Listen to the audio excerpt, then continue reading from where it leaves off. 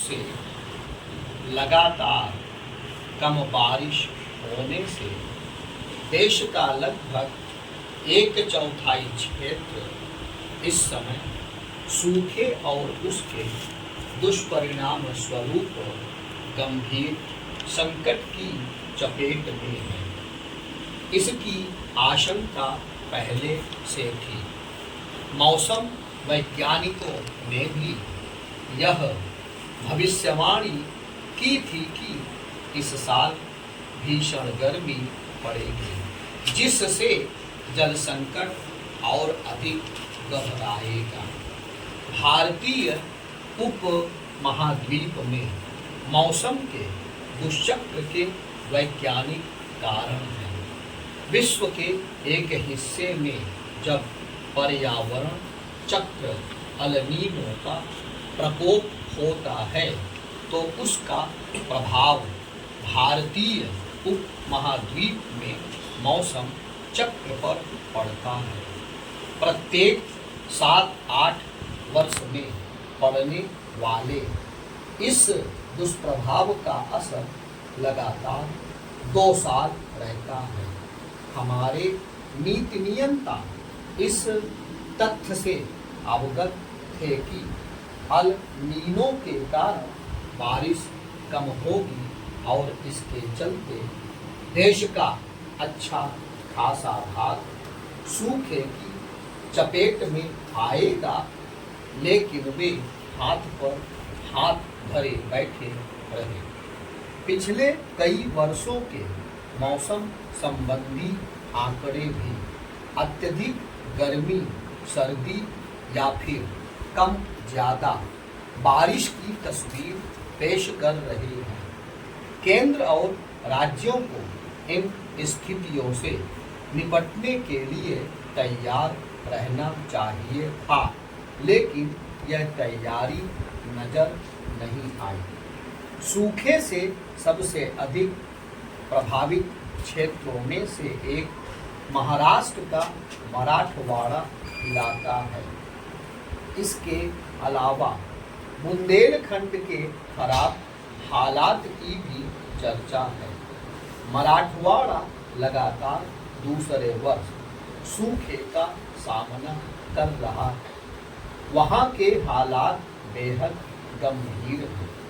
ऐसे हालात तब हैं जब महाराष्ट्र में अरबों रुपए खर्च करके बांध और नहरों का जाल बिछाया गया। इस संजाल का कोई खास असर नजर नहीं आ रहा है।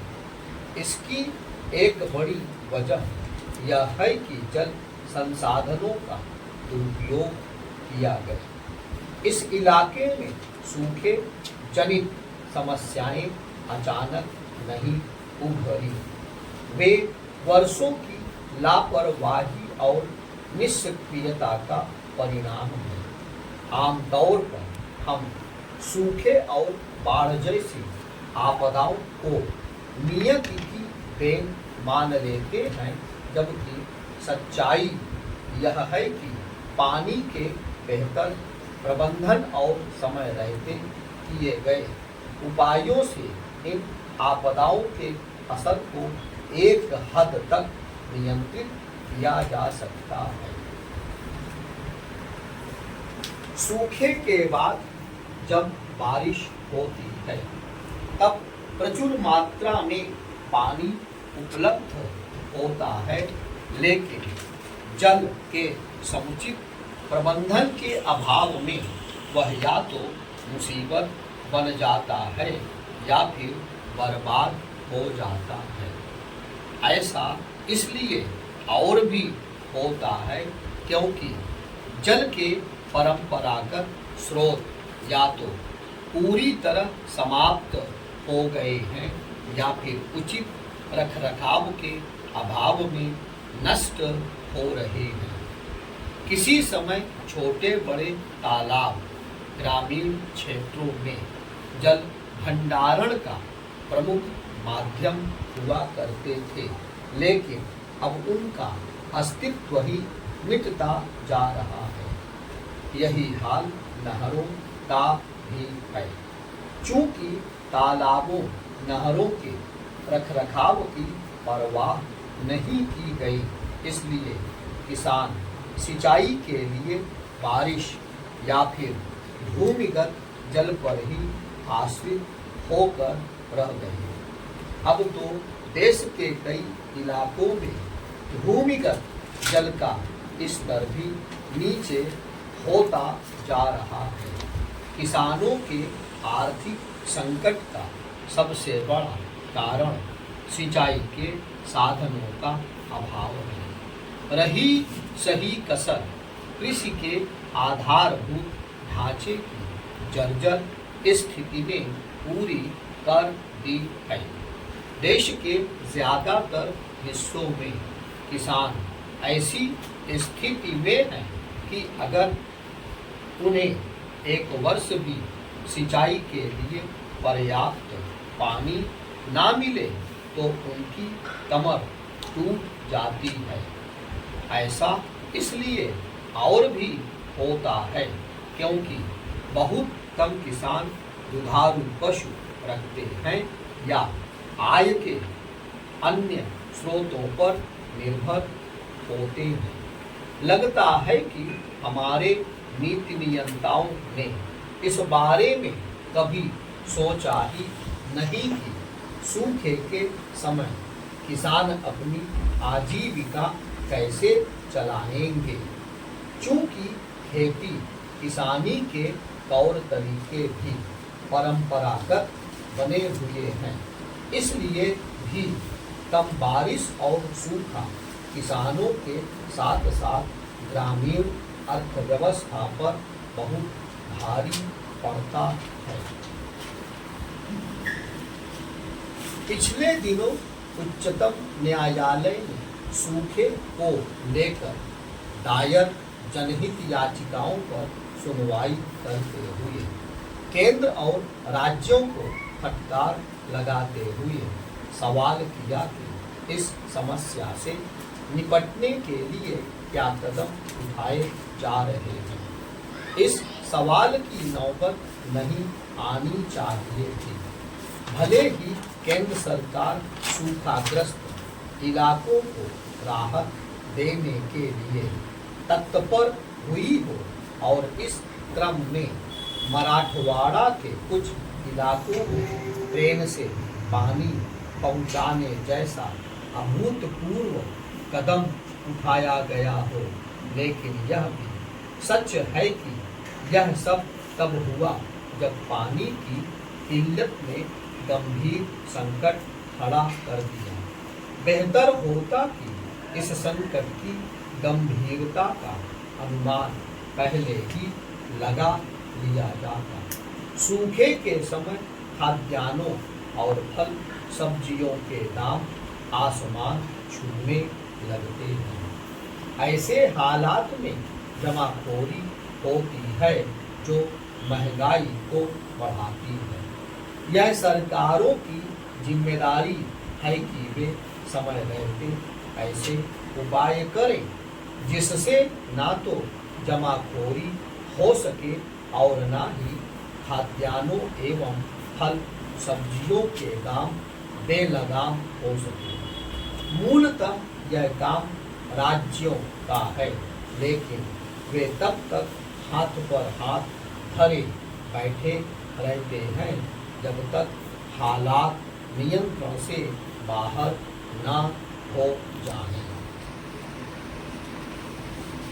पिछले दिनों केंद्रीय जल संसाधन मंत्री उमा भारती ने यह अजीब बयान दिया कि सूखे से निपटने की योजना नहीं बनाई जा सकती। यह कथन नीति निर्धारकों की गलत सोच को दर्शाता है।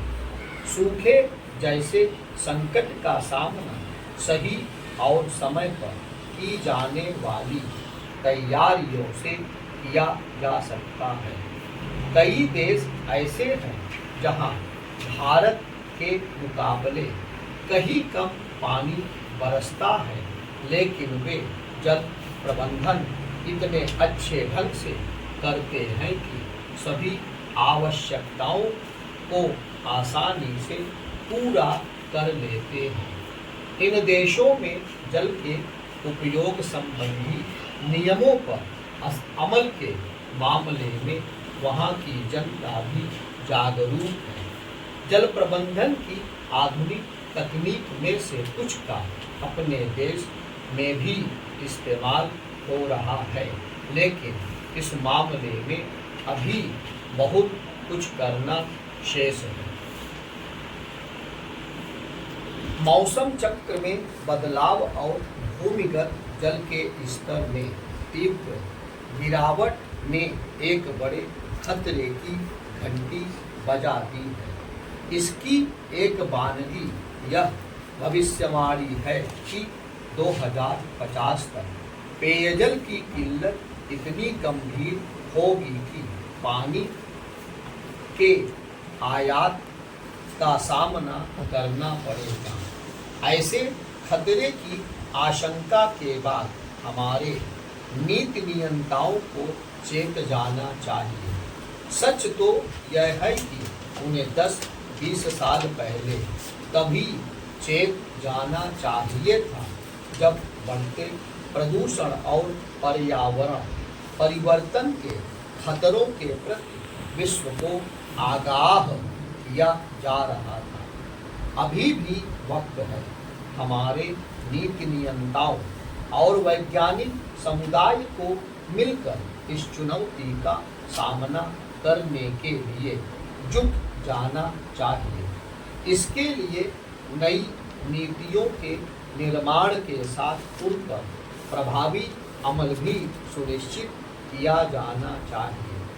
किसी भी तरह की समस्याओं से निपटने में दूरदर्शिता और समय पर सही कदमों का कोई विकल्प नहीं, लेकिन अपने देश में समस्या यह है कि हमारे नीति नियंता हर समस्या का फौरी या फिर आधा अधूरा समाधान ही खोजते हैं। उदाहरण के लिए दिल्ली में प्रदूषण से निपटने के लिए सम विषम संख्या वाली निजी कारों का बारी बारी से संचालन एक गंभीर समस्या का फौरी समाधान ही है। जब तक प्रदूषण के बुनियादी कारणों का निवारण नहीं होगा, तब तक सम विषम फार्मूले का कोई मतलब नहीं।